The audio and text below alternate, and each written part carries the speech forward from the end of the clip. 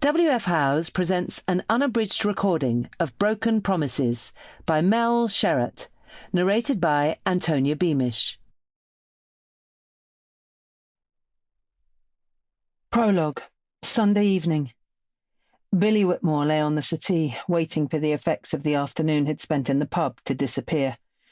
At least he'd managed to sleep some of it off, although he needed to go home soon, or else he might not have a bed for the evening. "Get me a coffee," he spoke to the man who was perched on the armchair across the room. Andrew shot to his feet and into the kitchen. The sound of running water going into the kettle reached Billy as he checked his phone. No irate messages from his partner yet. It was 8:05. He'd been here 4 hours. After his drink, it was time to make a move. A few minutes later, Andrew placed a mug on the coffee table in front of him. He then went back to the armchair, sitting upright, his hands in his lap. He was a nice enough lad. Billy would give him that. Harmless, more vulnerable than anything, and exploited by them all. His flat was a great base, always clean and tidy, which was a bonus with the people he mixed with. He wasn't particularly fussy where he laid his hat, but he did notice when others made an effort. And there was always plenty of food for when he was peckish. He stayed another half hour before finally deciding to leave. "I'd best be off before the dragon sends out a search party for me," he laughed. Andrew gave a faint nod. "Oh, chill out, man.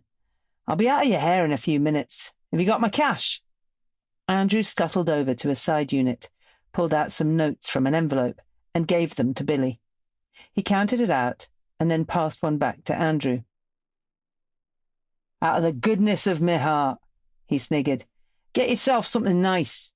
A good bottle of whiskey will do the trick." "I don't like whiskey." "Well, get something you do like." Billy sighed in exasperation. "Unless you don't want it." Andrew held on to it, his eyes dropping to the floor to avoid further confrontation.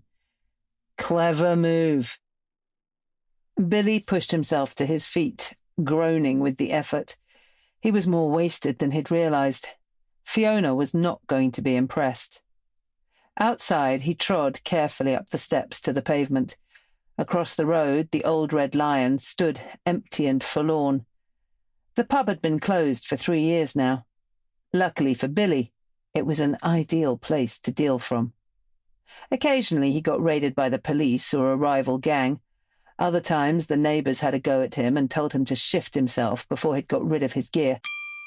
Sample complete. Ready to continue?